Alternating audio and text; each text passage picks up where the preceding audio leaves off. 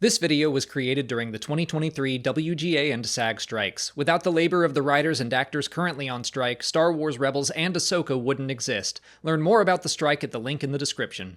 The Ahsoka series is almost here. To celebrate, let's go through a quick recap of her story so far as seen in the Clone Wars, Star Wars Rebels, Tales of the Jedi, and the Ahsoka novel. If you've never watched or read those stories before, I'll fill you in on what you need to know. If you have watched and read it all, hopefully you'll enjoy this quick refresher. Ahsoka Tano was a Togruta born 14 years before the beginning of the Clone Wars. At the age of 1, she was discovered to be Force-sensitive by her tribe. 2 years later, word of her powers reached the Jedi Order, and Plo Koon took her to the Jedi Temple on Coruscant for training.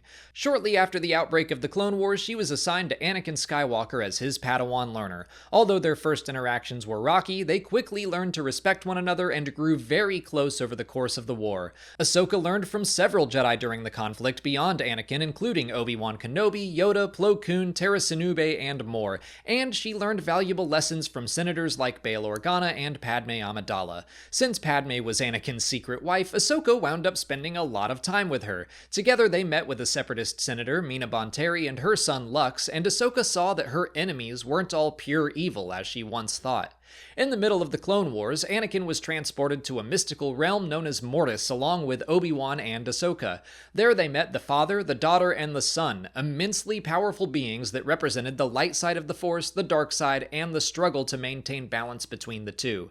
The three Jedi became wrapped up in their conflict, and Ahsoka was killed by the son, but the daughter transferred her life force into Ahsoka to resurrect her. Eventually the son and father also perished, and the Jedi returned to their own realm.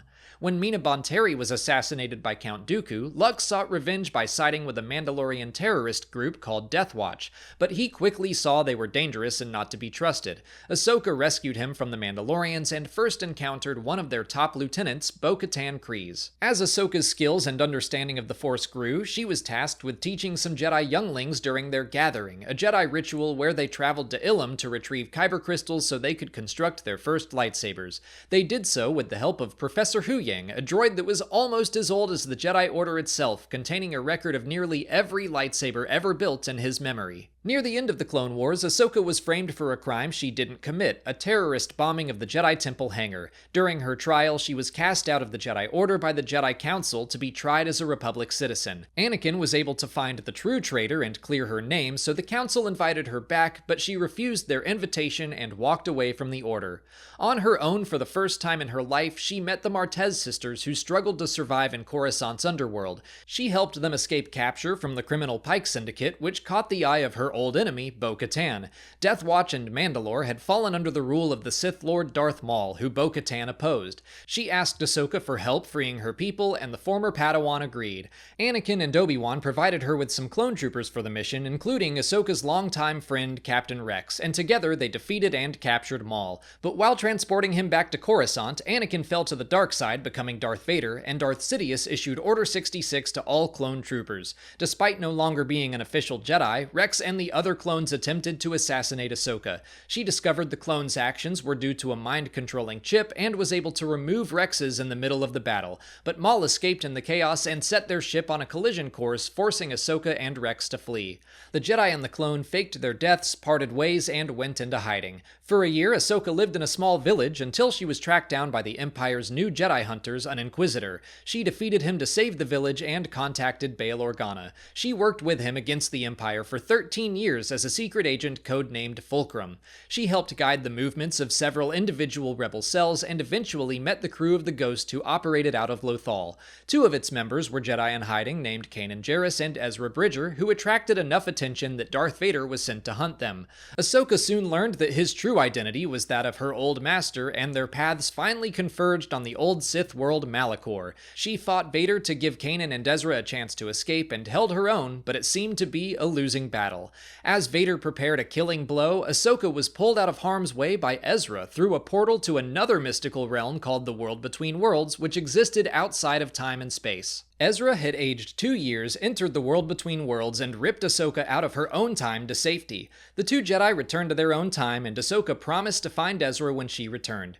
We currently don't know the full story of how she escaped Malachor or what she did for the remainder of the Galactic Civil War. It's possible her return to the Sith planet was actually years in the future, we just don't know yet. But when we do see her again, she is hunting for Grand Admiral Thrawn, who is linked to Ezra. The two disappeared to some unknown part of the galaxy shortly before the destruction of the first Death Star and had been missing for nearly a decade. So Ahsoka is attempting to fulfill her promise to find Ezra, and that's how her series will begin. There are definitely more stories to tell. I skipped most of the Clone Wars because she is one of the central characters to that show. There's simply too much to talk about, but I think I touched on everything that will be important to the Ahsoka series. We also know that at some point she met her former master's son, Luke Skywalker, and apparently trained Sabine Wren either in the Force or lightsaber combat or something. There are definitely questions and gaps in her story that I hope the series will clear up. And I also want to talk about Morai, a mysterious companion that was seen in Ahsoka's first live-action appearance. Morai was a convor that acted as a sort of spirit guide or protector. She popped up in the World Between Worlds, and Ahsoka claimed she owed the creature her life. Her true nature is still a mystery, but she definitely has some ties to the daughter as some kind of servant, or I think it's more likely that she is the daughter herself in a new form. I expect we will see Morai in the Ahsoka series. I'm also expecting the World Between Worlds could play a role in the story, and real quick, I'm gonna run through the rules of that realm as I understand them because it's confusing. Some fans have thought it could be used to introduce a multiverse or retcons through time travel, and as of right now, I don't think that's the case. Ezra does save Ahsoka using a portal, but he didn't alter history. That's always what happened. Ahsoka never died. She was always rescued by Ezra. Later on, he is tempted by a chance to save the life of Kanan, and Ahsoka convinces him that it can't be done, and she's right. I think that entire vision was a trick by Palpatine because the episode shows us that he is on the other side of that portal, and the portal itself has some Sith iconography on its borders. Palpatine was simply trying to trick Ezra into granting him access to the World Between Worlds, and the chance to save Kanan was never truly real.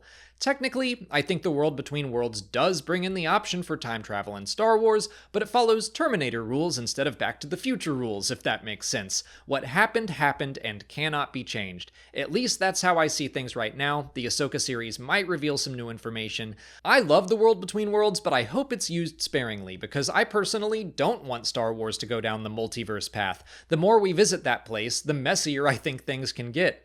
Anyway, that's everything I think you need to know about Ahsoka and her history before watching the series. You can check out this playlist for even more explainer videos about Star Wars Rebels. If you haven't already, please like this video, subscribe to the channel for all our Ahsoka coverage, follow us on our socials, and consider checking out our Patreon page where we'll have video reactions and audio commentaries for every episode as they release. As always, thanks for watching, and may the Force be with you.